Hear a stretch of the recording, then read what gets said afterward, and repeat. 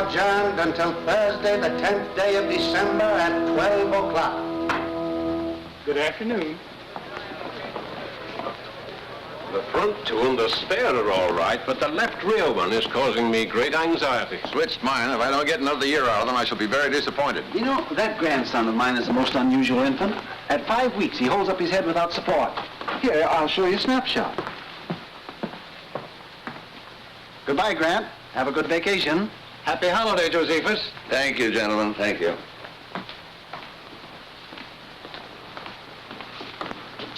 Mr. Justice? Well? Could we have a word with you, Justice Grant? Just a few questions. I stopped answering questions when court recessed about 3 minutes ago. What do you know about Come in, come in. Here we go.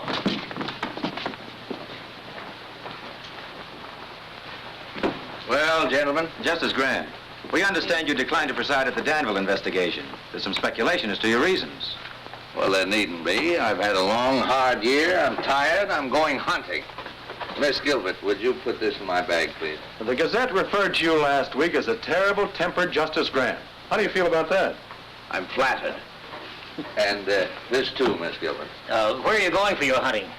Well, there are plenty of ducks and no reporters. Oh. When are you leaving? A moment after you do. Good day, sir.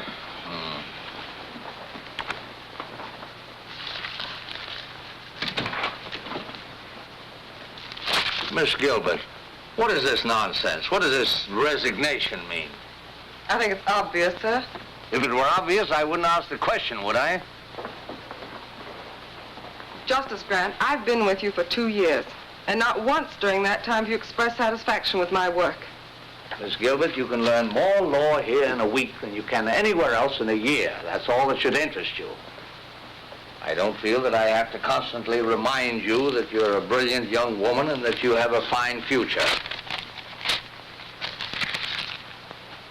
Now, if there isn't anything else, can I go?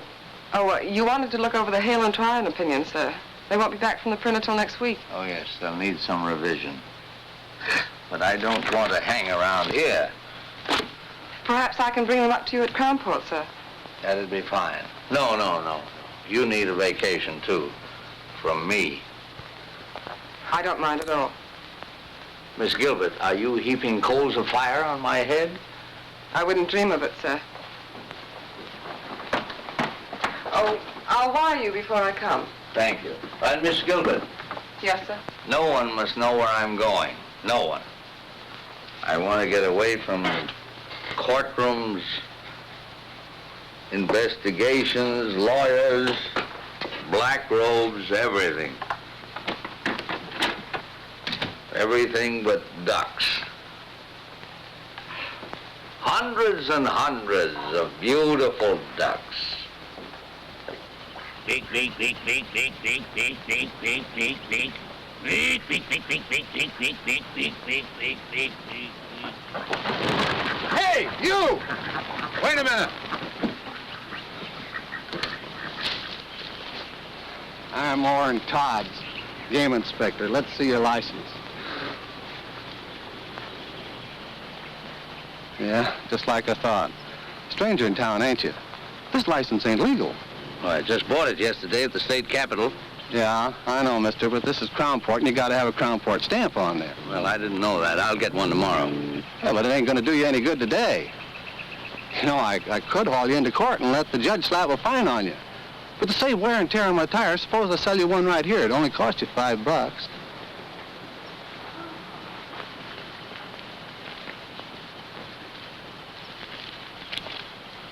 You know, the $5 is just for the stamp. I usually get a little something for my trouble, too. Well, you don't understand. I'm giving you a break, brother. Yeah, I never pay off twice, brother. Come on. Well, look, let me explain it to you.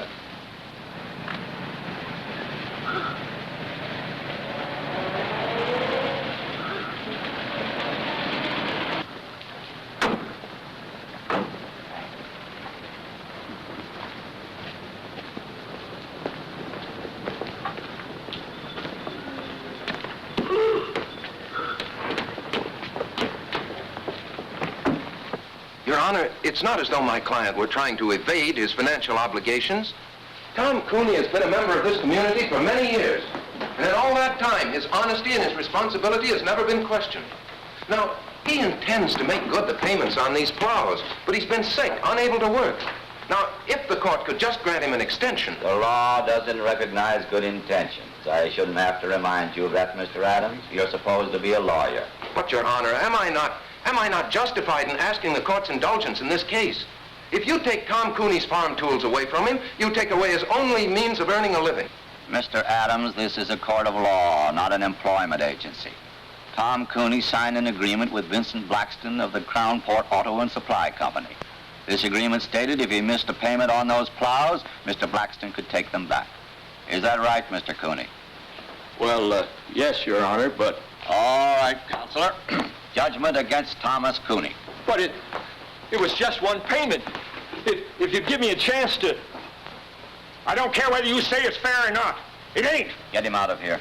Come on, Tom. This isn't going to help. I know it ain't going to help. Nothing's going to help in a town like this. Officer. Come on. Let go of me. Come on. Looks like you just lost yourself another vote, fella. Come on. Oh, it ain't right. I know it ain't right. Crown Port versus Joe Grant. Step up, Joe Grant.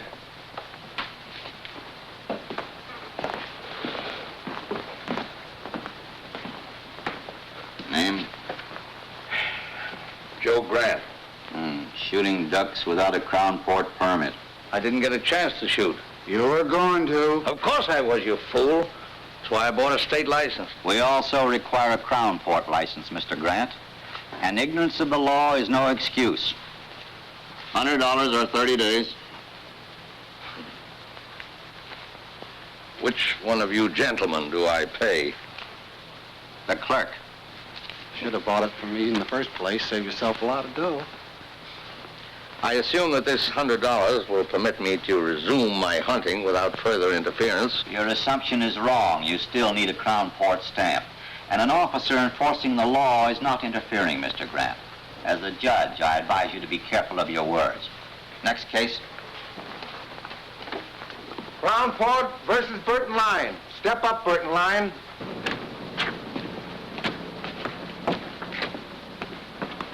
Hi, Tom.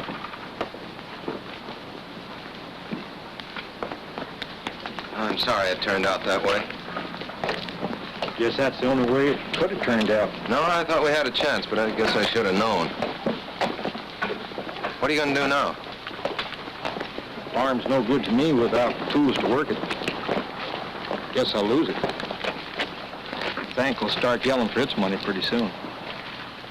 You know, Bill, sometimes it's just more than a man can stand.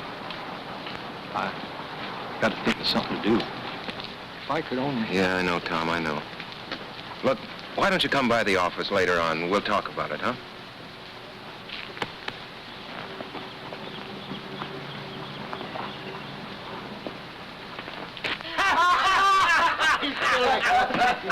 Hello, boys.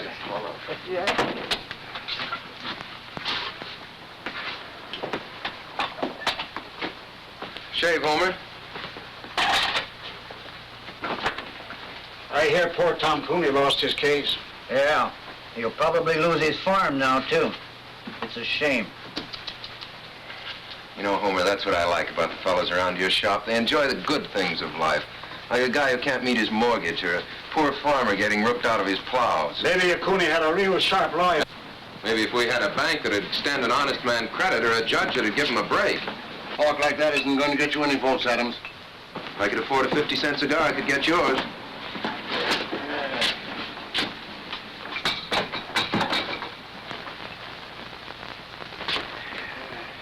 Just the shave. Sure, mister.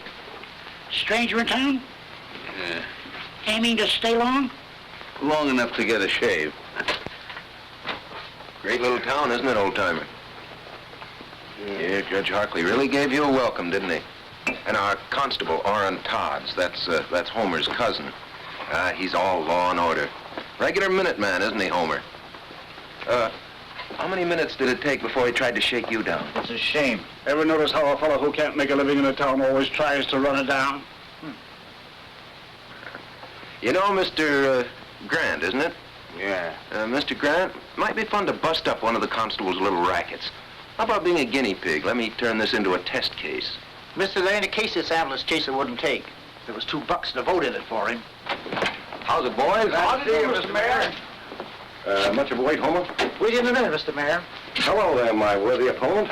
I'm sorry about Tom Cooney. I hope he doesn't go to pieces over this. Well, he's really got something to go to pieces over. You know, it's a funny thing about some fellas. No matter where you put them, everything goes wrong for them. Hiya, Tom. You looking for me? I'll be with you in a minute. Yeah.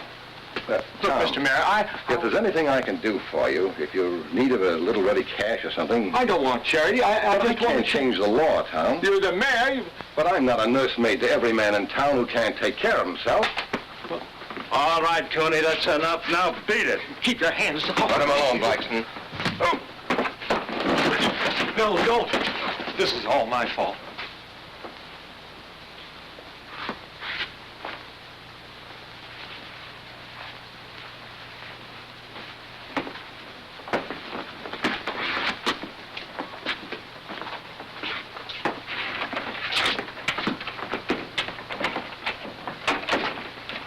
I wish you hadn't had to do that, Benny.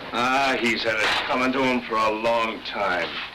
That boy is turning into an awful radical. You could tell that by the speech he made accepting the nomination. Well, that kind of talk is never going to make a mayor a crown port. That's too bad. Nothing I'd like better than to see some bright young fella come along who could take my place. But Bill Adams... Take a man to fill your shoes, Mr. Mayor.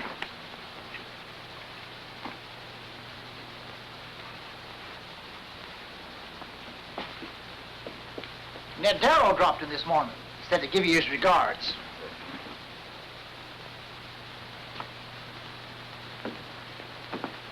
What's my bill? Just a shave? Yeah. 50 cents. Hey, mister, I said 50 cents, not a quarter. Guess you made a mistake, friend. No, you made the mistake, friend. You picked the wrong customer that time, Homer. First fella in 10 years ever flipped a bash on me.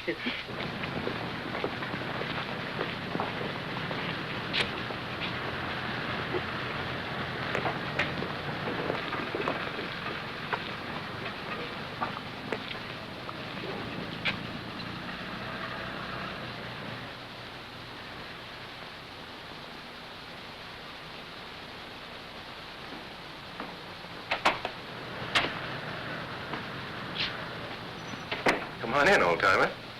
Thank you.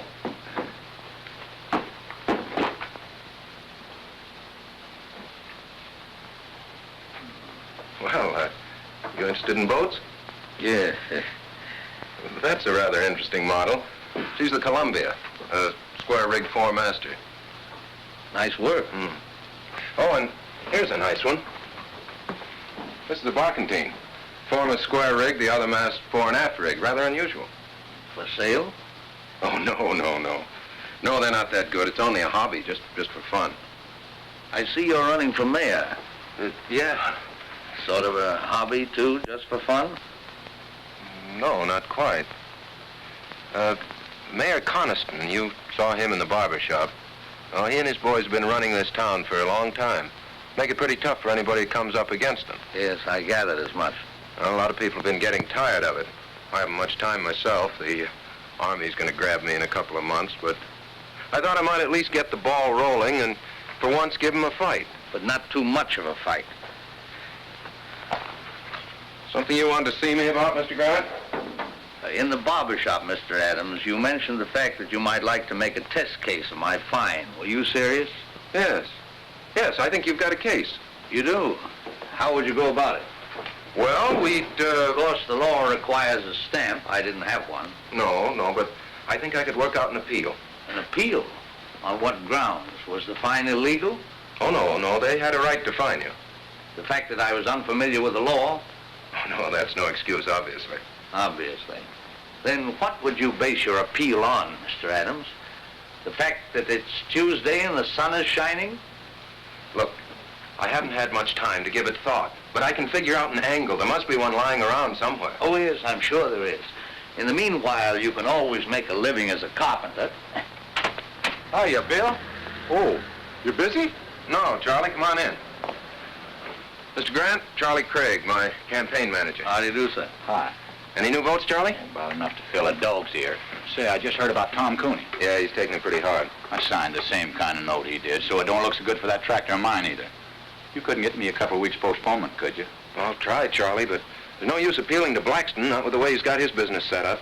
His hopping on my tail wouldn't burn me if I hadn't had so much trouble with that tractor. Every time I needed a spare part, I had to send for it myself. Blackston never carried them in stock. Did Blackston promise you such service? Well, no, there's nothing in the contract about providing service. Has Blackston lived up to all his legal obligations as seller of the tractor? Well, sir, you sound like a lawyer yourself, Mr. Grant. Yes, well, I was about 20 years ago. Well, maybe you could give Bill here a pointer or two. Anyway, I'm glad to have met you. Be seeing you, Mr. Mayor. I'm going out and see if I can't agitate a few votes for you. Mm-hmm. Well, Mr. Grant, since you have some knowledge of the law, you've probably decided there's nothing much I can do for you. Well, what about Craig? What are you going to do about him? What can I do for him? With Harkley on the bench, you saw what happened to Tom Cooney. You can't blame that on Judge Harkley. You went into that courtroom without a defense. That's why you got whipped. Well, then I guess I'll get whipped again. I guess you will. You're not much of a fighter, are you, Mr. Adams? Except in barbershop brawls. Oh, stop it. You can't fight brass knuckles with spitballs. The trick in this town is either to play the game their way, and I haven't the stomach for that, or to be as smart as they are. The trick, Mr. Adams, is to be smarter. Well, does that wind up your business? Or are you going to stay and give me the first 5 lessons on how to win friends and influence judges? No, Mr. Adams, I'm not. Those lessons have been written, and very well written, in books like this and all the others. And somewhere in one of them there's a lesson mentioning that in any transaction between a seller and a buyer, there are laws governing the behavior of both parties. But I doubt if you can keep afloat long enough to find it. You know, Mr. Adams, I've seen you in action now as a lawyer, as a candidate for mayor, and as a shipbuilder. And if you'll take my advice, you'll stick to shipbuilding. There's a great future in it for lawyers.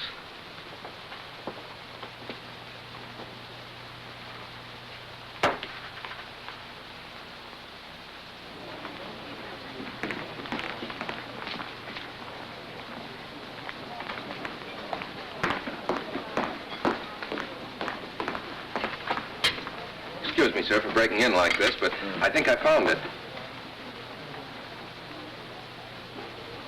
Yes, that covers it. You said you hadn't practiced law for 20 years. Imagine remembering a thing like that.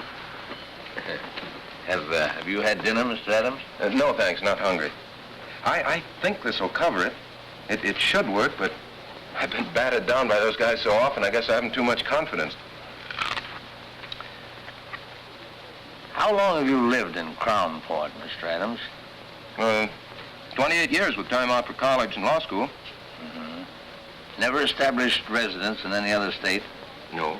You're sure of that? Well, of course. Well, we went to Mexico for a few months when I was 7, but... Did you file an income tax return for 1939 and 40? Well, sure. I didn't pay anything in 1940. I didn't earn enough, but I filed a return. And your figures were honest, correct, and would bear investigation. What? Why, of course they were. No, you're getting nervous, Mr. Adams. I'm not nervous. I'm merely trying... Yes, you are. You're flustered. You're raising your voice. Well, why shouldn't I raise my voice? You've as good as accused me of falsifying my income tax. I've accused you of nothing, Mr. Adams. Now, look, I don't know what you have on there, but I want to tell you that... Take a look.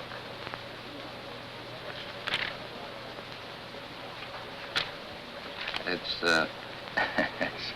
it's an old trick that Justice Brandeis used to play. I read about it in Collier's once. You see, it's an unfortunate fact, Mr. Adams, that every man, even you and I, has done something that he doesn't want anybody to know about. Now, if you can make him think that you're holding in your hand the skeleton in his closet... You've got him. Well, let's say at least you've got him squirming, nervous, worried, as you were. But if that man happens to have a really guilty conscience...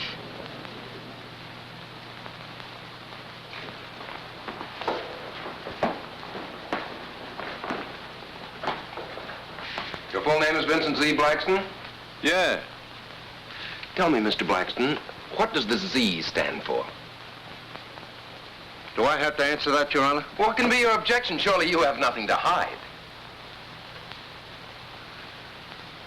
Well, the Z...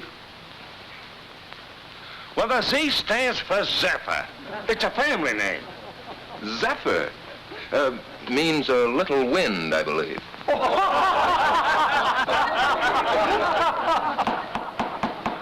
Quiet. Mr. Blackston, you're the owner and manager of the Crown Port Auto and Supply Company? Yes. The sole owner? Well, sure, of course. No silent partners? No. Well, of course there are people. Oh, then you're not the sole owner. I didn't say that. I just It said... seems very strange to me, Mr. Blackston. You don't know whether you own your own business or not. I object. That question is irrelevant, immaterial, and calculated to confuse the witness. Objection sustained. Counselor will restrict himself to the facts bearing on this case. Mr. Blackston, your company sells most of the used cars and tractors in this town. Almost a monopoly, isn't it? I do the most business because I sell my stock at the lowest prices. That's not monopoly. That's the American way of life. Now tell me, Mr. Blackston, carry spare parts for your customers? Sure. Do you have in stock at this moment piston rings for the 1938 tractors you sold in this town? Well, Mr. Blackston? Well, no, I don't. Oh, then you don't carry all the spare parts your customers might need. Well, I can always get them if they need them. Yes, but sometimes your customers have to wait. Sure, it takes 2 weeks. If I ain't got them, how can they have them? An intelligent answer, Mr. Blackston, and an honest one. One which will require the court to enter judgment against you in this case. Will Counselor explain that statement? Certainly, Your Honor. Motor Vehicle Laws, 1919, Chapter 174, Section 52. The sale of any automobile or any other automotive vehicle is void unless the dealer carries in stock at all times and on demand parts that may be needed to repair the particular make of vehicle. Will you let me see that reference?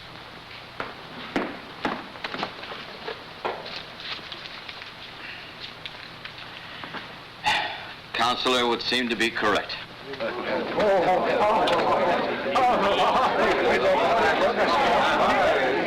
You put it over, Bill. Say, this will take care of Tom Cooney, too. You're telling me.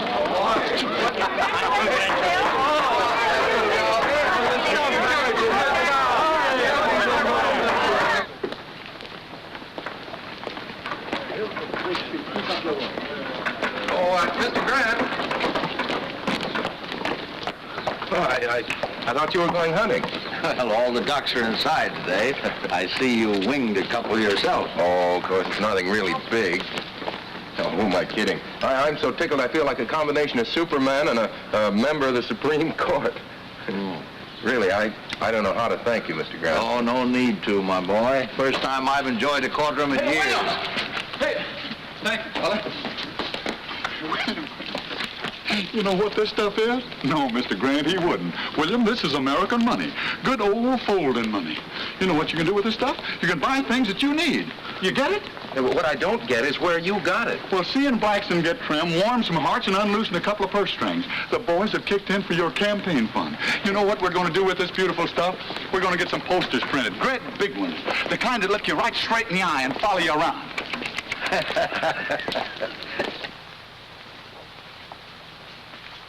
Why get frightened? So Adams does win one rotten little case. Do you know what that case cost me? You can afford it. If it had happened to your hotel, Roscoe, you'd scream like a stuck pig. Stop it. Seriously, Jim, you don't see Adams as real competition. Well, as things stand now, no. But if a lot of people start thinking of Bill Adams as the people's champion, well... Jim, there was nothing else I could do. I can give you boys the edge when it's a question of interpretation, but not when the law's right there in black and white. Oh, I'm not blaming you, Judge. It's just something to start thinking about, that's all. You think we'll have trouble? Well, now look, boys. On second thought, we may be getting all steamed up for nothing. Yeah, but suppose he opens a lot of old cases like Tom Cooney's. I think you've got something there, Zephyr. We'll just have to show the boy that he's wrong.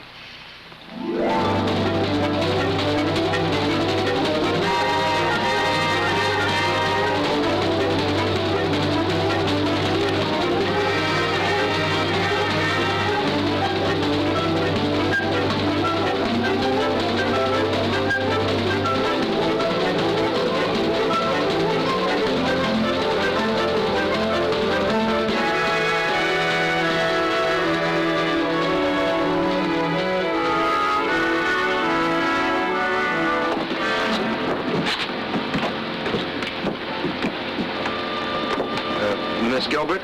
No. Miss Gilbert? Yes? Oh, that's better. That's much better.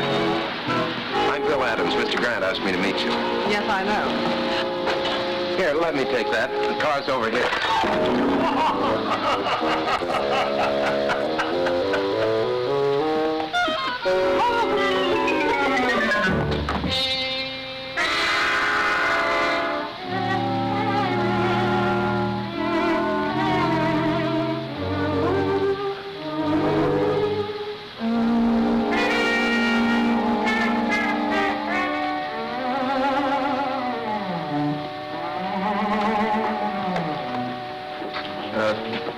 Do you think we should try to scoop some of that up? No, I guess not, huh? Well, everything seems to be under control, but... Would it be all right with you if we went to your car now? The car? Oh, no. No, yes. Right here.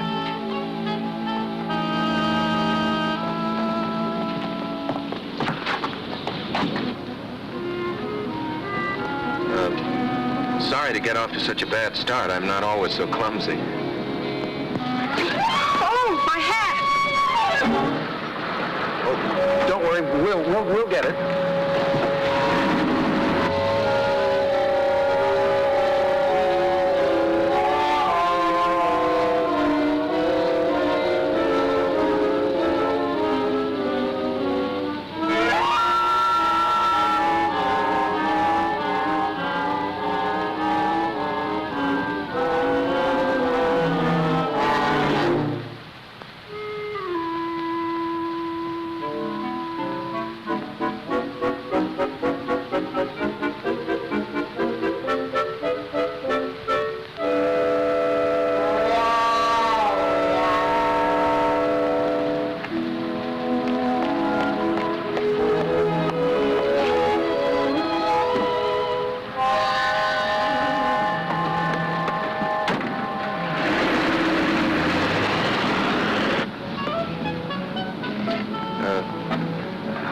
Have you worked for Mr. Grant? 2 years. Quite a character, isn't he? Quite. You know, I was very surprised when he told me his secretary was coming down. I had an idea the old boy was retired. The old boy is far from retired. Where is he now, Mr. Adams? Well, he went over to Wellbridge this morning, do some hunting. He ought to be back soon. I was going to drive you around the town, but I guess you'll want to get cleaned up now. Yes, I think I will. Well, I'll take you straight to the hotel.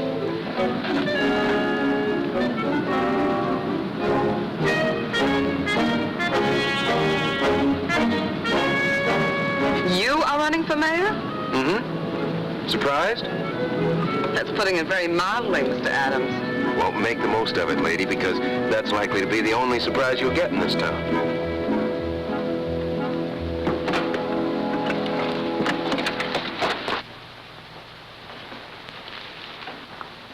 Who's the girl with Adams? Don't know. What difference does it make? I'd like a room, please, by the day. No baggage? Well, she's just all here. right. I don't register women without baggage in my hotel. Henry, show this lady out. But you don't understand. Yes, I do. Why, you... Please, Mr. Adams, let me explain. Come on, sister, beat it. Take your hands off her. Oh, yeah?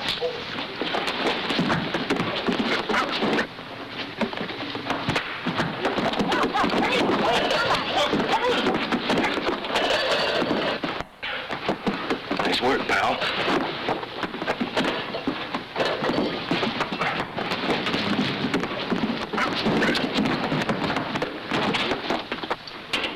I tell you, you can't do this. Look facts in the face, mister. Oh, but officer. Hey, officer! Hey, Sergeant! Sergeant, I want to use that phone. Will you please keep quiet, Your Honor? Just trying to get us out of here, you know. Why didn't you think of that before you got us in? Look, I'm very sorry this happened, but it isn't my fault. I suppose I started the fight. You sure did all right once it got going. Oh, what a gal. And what a wallop. Yeah, Miss G, you're really some scrapper. Say, Roscoe Swade asked me to call you, Judge. We've got Bill Adams in here with a dame, assault and battery. How long do you want us to hold him here? Oh, just let them stew for a while, Sergeant. Adams will probably want to get in touch with me. Oh, he does, huh? Well, I'm out of town. You can't reach me anywhere. That's right. Overnight.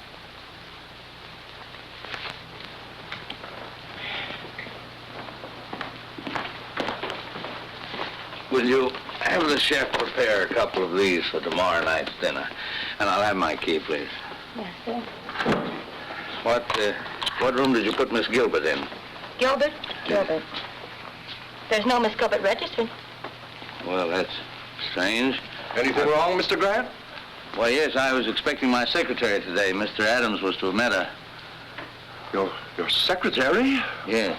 Miss Gilbert, Miss Lucy Gilbert. Have you heard from her? Oh, no, not exactly. Well, that is, she was here, but... Where is she? Well, Mr. Grant, you see, we had a little trouble. And Where is she? she's with Adams in the county jail. Well, you get them out of there, and fast. Yes, sir. Yes, sir, right away. Bertie, get me Judge Hartley, quick. Yes, sir.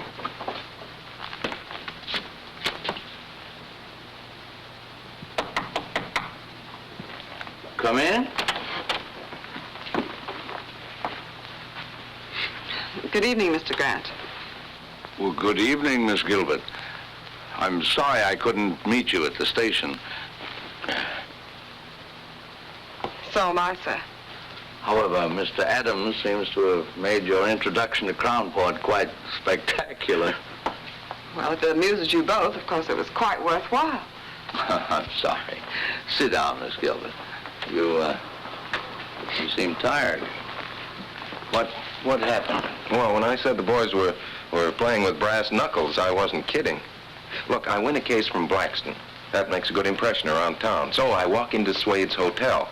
Roscoe says something, provokes a fight, and I land in jail. That's the way Crownport's run, Mr. Grant. I hope the fact that Miss Gilbert was involved won't upset you. The fact that Miss Gilbert was involved upsets me a great deal.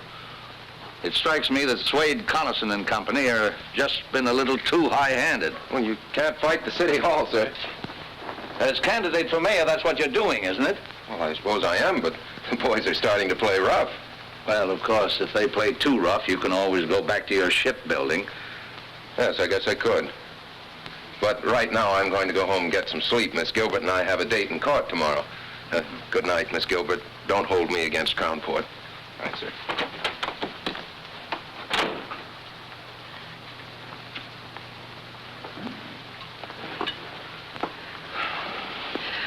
Your notes, perhaps you'd like to go over them. I gather somehow that you're not very much drawn to Mr. Adams. My personal reactions to him aren't important, sir. Well, I wouldn't be too hasty. He attracts too much trouble. He certainly does. His whole approach is wrong. He shuts his eyes and wades in and slugs. But he has good stuff. Do you think it wise to get involved with his problems? After all, you are on your vacation. Oh, I'm not involved. I'm just trying to give the boy a push. Come in. May I turn your bed down, sir? Oh, yes, certainly. Good night, Mr. Grant. Good night. Oh, I'm all right. Good night, Miss Gilbert.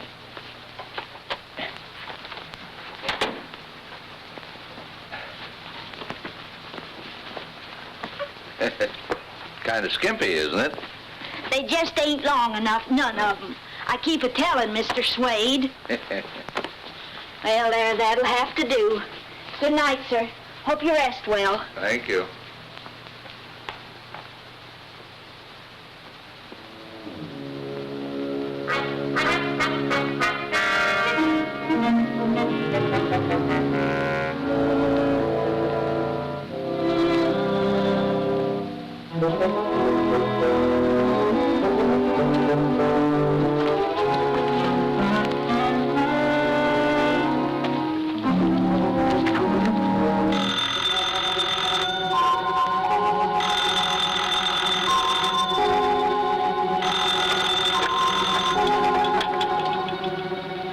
Wrong number.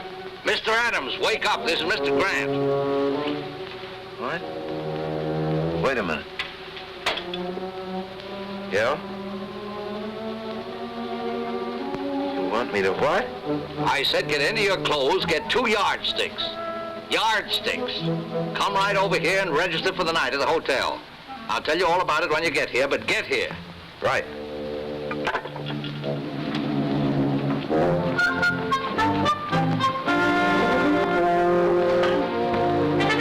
Hello, Roscoe. Give me a single room next to Mr. Grant's. I'll pay in advance.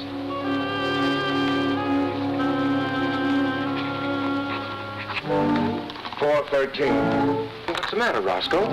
You don't seem at all happy to see me. I brought my luggage, too.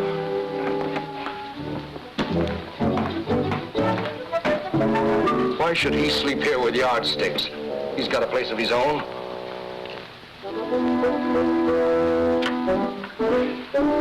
Hello. Get me Miss Gilbert's room, please. Where do we start? Why should he want to talk to her in the middle of the night? I don't know, but... It's Grant. Yes, Mr. Grant. Yes, sir. Right away. He wants a bellboy right away. He wants to send something to Miss Gilbert's room. They're up to something. I know they are. Henry.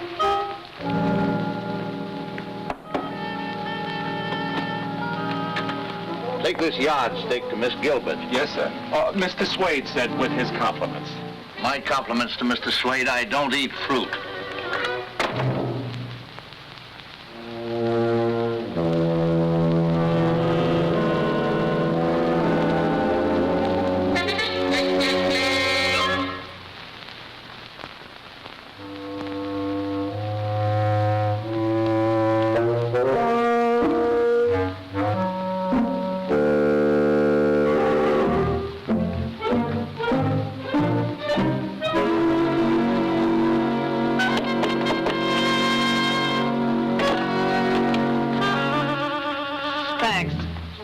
Wait a minute, miss.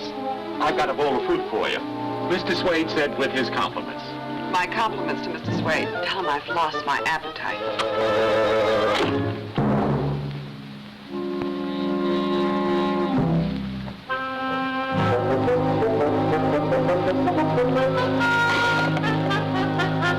I couldn't see nothing. They blacked out the rooms. Number, please. Now she's calling Grant. Yes, Miss Gilbert? 7.5. Same here. And the other? 2.5. That does it. Maybe it's a code. Oh, don't worry, Roscoe. I'll be back.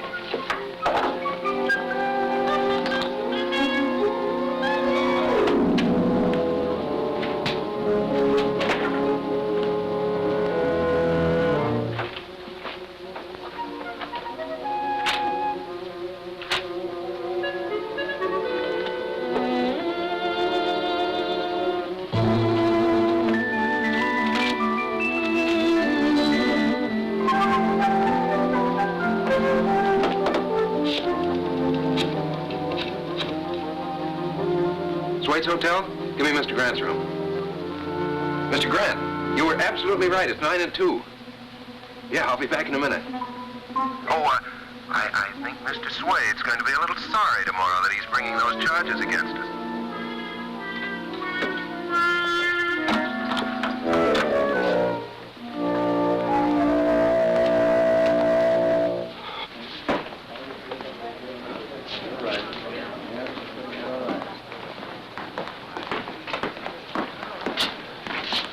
Good afternoon, Miss Gilbert. Mr. Grant, you're looking very beautiful, Miss Gilbert. Really?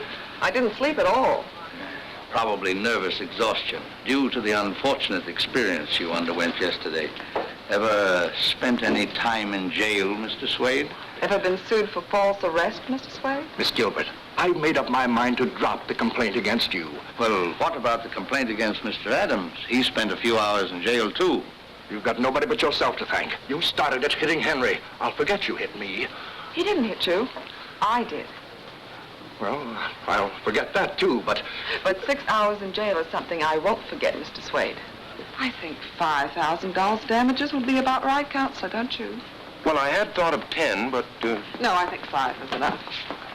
Oh, don't worry, Mr. Swade. I'll see that the money goes to a good cause. I'll invest it in war bonds.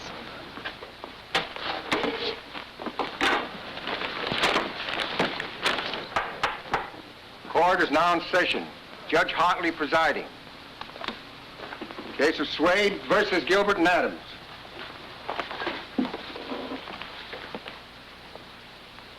Judge, I move you throw my complaint out. The complaint against Miss Gilbert? Yes. Adams, too. We settled it by ourselves. Both of them, huh? Yeah. Wow. Case of Swade versus Gilbert and Adams, dismissed. You can thank Miss Gilbert for getting you off so easy. Thank you, Lucy. Oh, Roscoe. Just a minute, Roscoe. We're not quite through yet. Joe, serve the papers on Mr. Swade. Roscoe Swade? What are you talking about? I took it if I dropped my suit against you, you'd drop yours against me. Relax, Roscoe. This is another suit. Your Honor, I find that in the management of his hotel, Mr. Swade is in violation of several important laws. Oh, what are the charges? I've brought the evidence with me, Your Honor.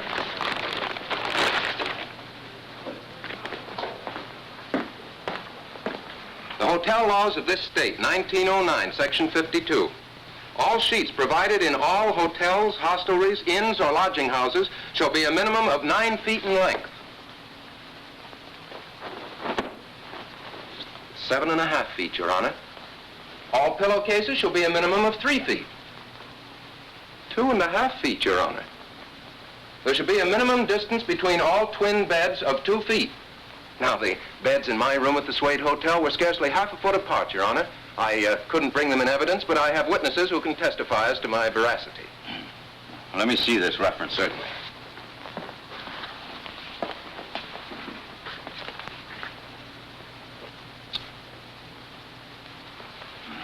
sorry for this. You wait and see. Will the court warn the defendant that threats and intimidation are punishable by law? Quiet, Mr. Swade. And don't you tell me how to run my court. The law provides a fine of $50. For each offense. Are you prepared to face these charges at the present time? Yes. You plead guilty? Yes. And pay the clerk. Nice work, Counselor. Congratulations. Thank you.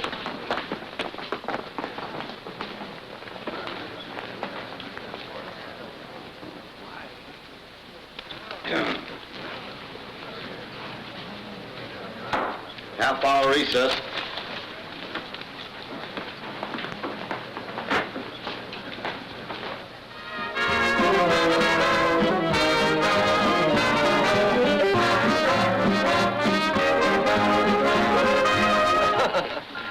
Well, this couldn't by any chance be a little gift from Mr. Swade. I thought we might end our celebration in style.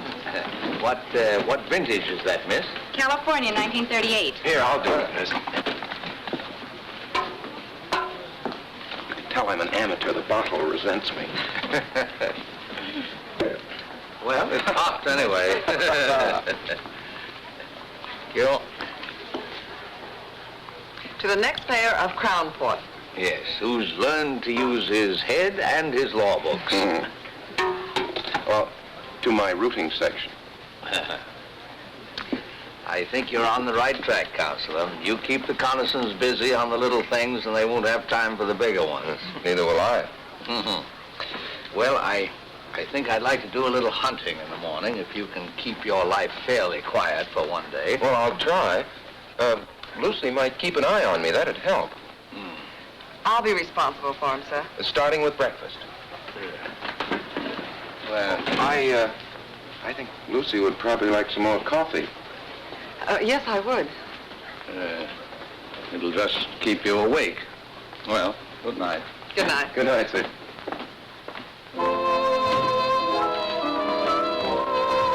More coffee?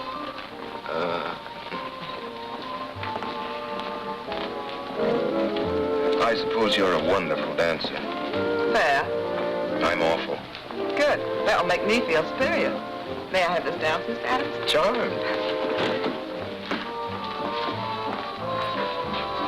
Hey, I'm not so bad, am I? You're fine. I guess the trouble was I just never liked to dance before. Neither did I. You know, Lucy, Crownport's not such a bad little town. It's got a lot of nice people in it. You've just seen the worst side of it. Like you? No, but what I mean, Lucy, is, well, can you see yourself living in a town like Crownport? No, pretty dull, I guess, huh? Very. Practically nothing's happened to me since I met you. Yeah. No, but seriously, sometimes I have whole days of peace and quiet. Now, we've been together for several hours and nothing very spectacular has happened. Not near enough has happened.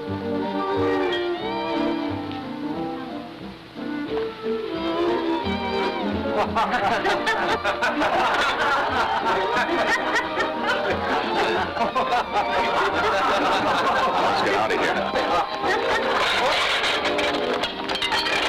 Sorry. Sometimes we have whole days of peace and quiet. Good night, Mr. Adams. Oh, that date for breakfast still stands. Good night, Bill.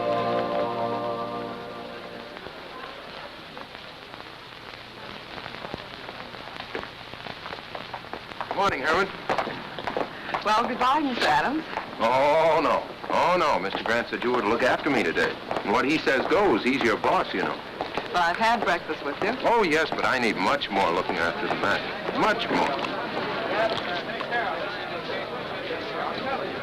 What the?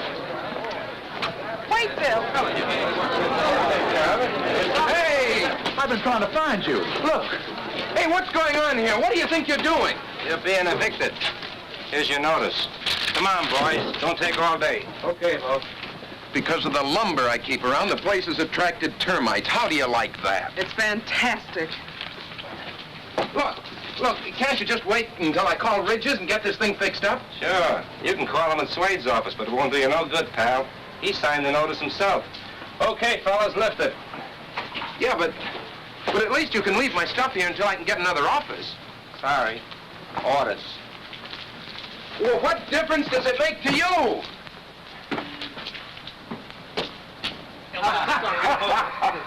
Oh, boy. Where's your telephone? Right over there. Thanks.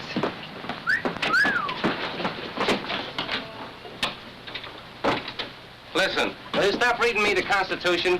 I'm just following orders. All I'm asking you to do it. Hello? Hello, is this the Andrews building? Give me the superintendent, please. Miss Gilbert! Miss Gilbert! I've been looking for you, Mr. Grant. They're evicting Bill. Evicting Bill? Why, what happened? Oh, something about termites. Yeah, just drop my things at the hotel, will you? Now, tell me. Who's responsible for this? Seems that Roscoe Swade has a pal named Hart Ridges. Happens to be my landlord, also happens to be one of Connison's boys. Oh, so Roscoe gives Hart a call, and here I am. Don't worry, though, I'll get another office. Hello, this is William Adams. Yes, I want to rent an office. What? Oh, no vacancies. Can't we do something, Mr. Grant? Well, I don't know. Wait a minute. Be careful of those.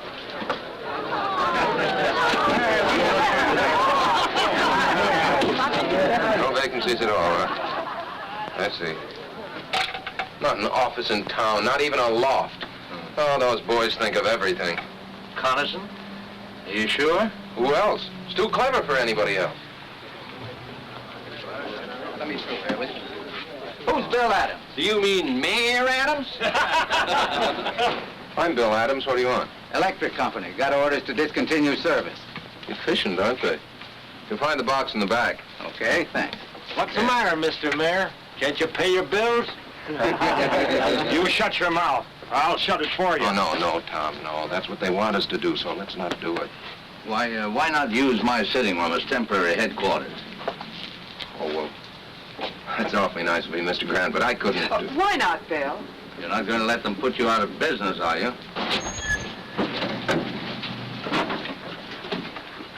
Where's Bill Adams? Oh, Mr. Mayor, you got more company. Hey, Wooly, bring out a couple of more chairs. I'm Adams. What do you want? Compliments of the mayor. He thought you might need some help. Will you send my compliments right back to the mayor and tell him to... You tell Mayor Connison I'm staying right where I am, out on the street. And before I'm through, I'll have him out here with me. Get a soapbox. You bet I'll get a soapbox. And if Connison wants to know what I mean, tell him to come down here and I'll try explaining it to him personally. Ladies and gentlemen, please, just give me a few minutes until I get my new office set up. William, you mean right here on the street? Sure, why not? We'll hang my shingle on that lamppost. Bill, they'll get out in the junction. You won't be here 2 hours. I know that, sir. But this time, Connison's gone too far. He's giving me more publicity than I ever dreamed of. I may be here only an hour, but it'll be a good one. I'll get you an office. Now, keep out of trouble. I'll be back in a few minutes. Oh, now, is this about right for the desk? Oh, no, I think it should be catty-corner. Okay, lady, you're the boss. Oh, here, let me take those. Watch this. Oh, yeah. Excuse me.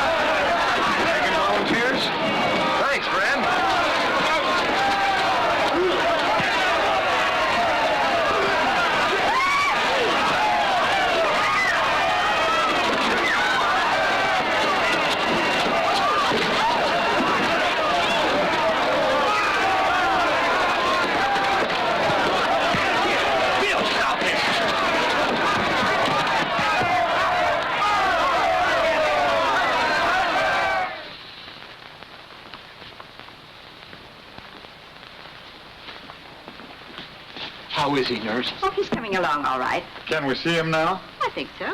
You fellas wait. We'll be right out. That'll do it, Mr. Grant. Oh, thank you. Well, where's Mr. Adams? How you feel, Mr. Maybe Grant? you'd better take it easy for a while. No, I'm all right. Where are Mr. Adams and my secretary? Well, he's in jail, and she's trying to get him out. Lucy. Did the doctor say you could get up? Oh, yes, I'm fine. Where's Bill? Still in jail. I've tried everything.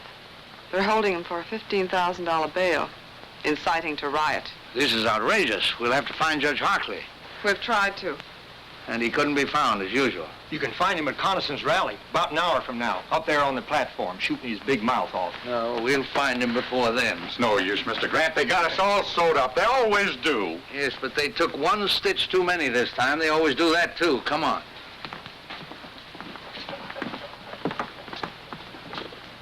Do you think you should? I've got to get the boy out of jail. I'm glad you feel that way, sir. Yes, well, let's not keep Judge Hartley waiting, huh?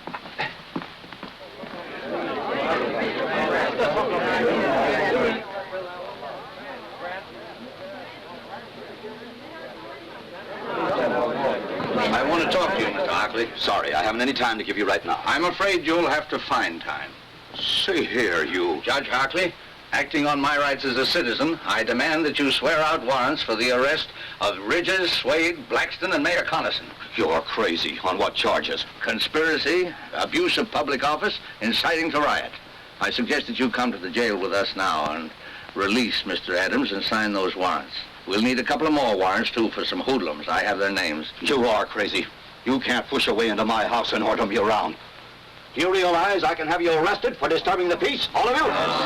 Let's just postpone that, Judge. Ladies and gentlemen, will you excuse us for just a minute?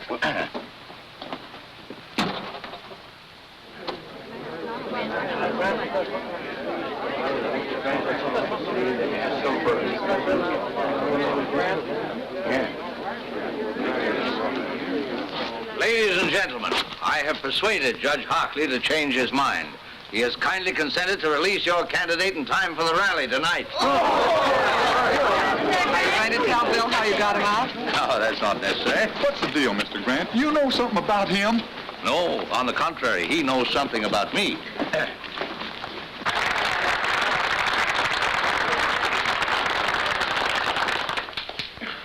Ladies and gentlemen, I mean my friends. For a long time, I've been hoping a man would come along, a young man. Because like I always say, the future of our great country belongs to the young folks who could take over and give us old folks a chance to sit back and take things easy. Well, this year I said to myself, Jim, maybe this Bill Adams is the fella. But he dashed my hopes and prayers to the ground. I saw that he's not the man we've been waiting for. That he's nothing but an agitator, a troublemaker, stirring up neighbors against each other. He said he'd be here tonight. I wish he was. I hoped that when I got up to talk, he'd be here on the platform with me to debate with me the issues so close to our hearts.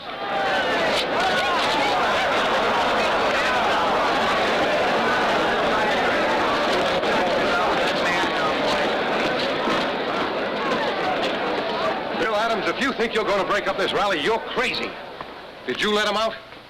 Mr. Mayor, well, Chief Perkins here, he's got a warrant for your arrest. And for the arrest of Blackston, Ridges, and Swade. Take your hands off me. Jim, I couldn't help it. Honestly, you just better come along. Attention, please. Quiet, quiet, everybody. My friends, I never thought he'd dare do this. But you can see for yourselves now to what lengths this radical will go to sabotage a peaceful meeting of the people. But I'm calling his bluff. I'm going to make him bring out the witnesses to prove this. As mayor of this town, I got a right to call a special hearing, and I do. So the issues will be clear when you go to the polls to vote tomorrow. You'll be sorry you ever started this.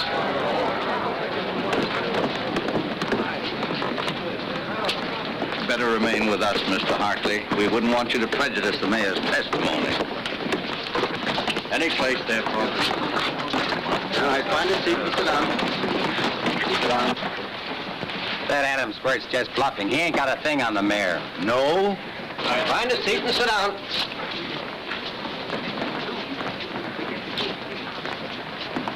Mr. Grant, I still don't understand.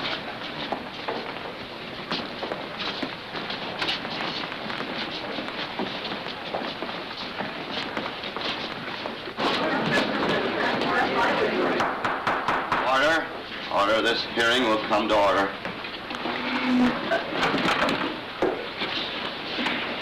Judge Hartley, my friend, I'm not on trial here. Bill Adams has made accusations against me.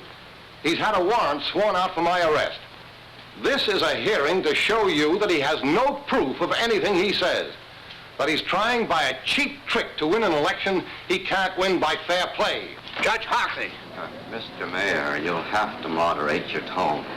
This is very irregular. Step one side and clear the aisle, please.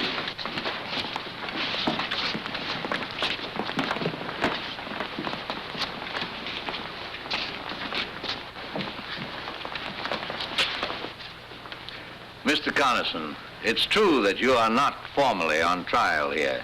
You asked for this hearing. You demanded by what right we had you arrested.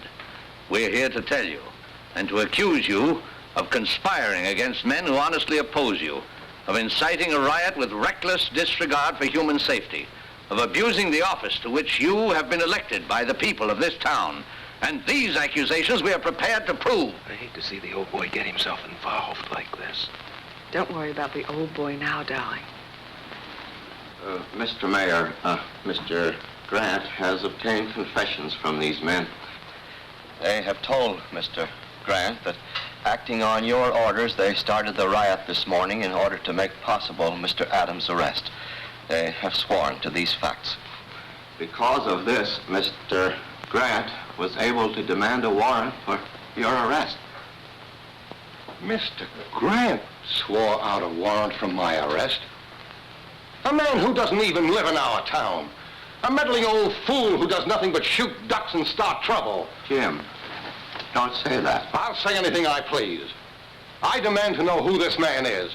Who is this Joe Grant? Jim, do yourself a favor. Don't ask. That's all right, Judge Hockley.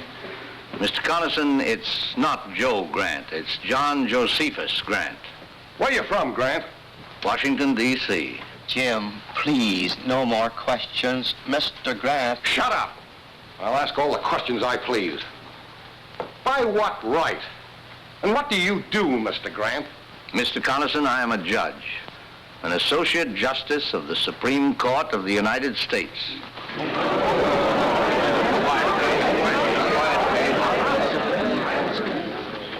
Mr. Coniston, you have asked by what right I've interfered in this situation. Do you still want an answer? Justice Grant, would you care to... No, thank you. Bill! Oh, just throw some water on him, Lucy. He'll be all right.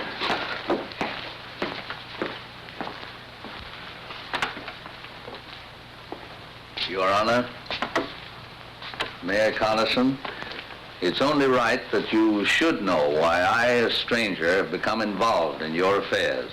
Believe me, it's not because I am a justice of the Supreme Court.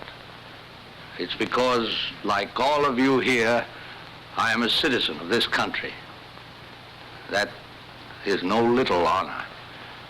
Men have fought revolutions, have died to be called citizen. And as citizens, we carry a burning responsibility. It means that when we elect men to public office, we cannot do it as lightly as we flip a coin.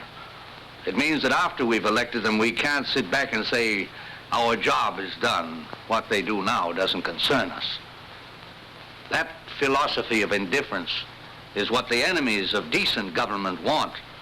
If we allow them to have their way to grow strong and vicious, then the heroic struggle which welded thousands of lovely towns like this into a great nation means nothing. Then we're not citizens, we're traitors. The great liberties by which we live have been bought with blood. The kind of government we get is the kind of government we want. Government of the people, by the people, and for the people can mean any kind of government. It's our duty to make it mean only one kind. Uncorrupted, free, united. I believe, Mayor Coniston, that I've answered your question.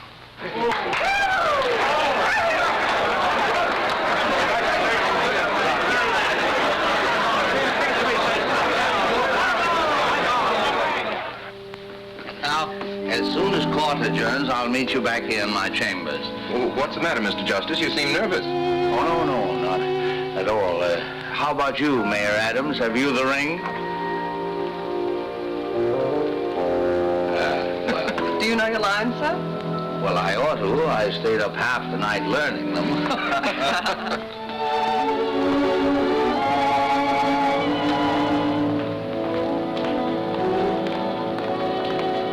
Hello there, Grant. Oh, I'm glad to see you. thank you. You're looking fine, Josephus. How was the hunting? Oh, best I ever had. Good morning, Your Honor.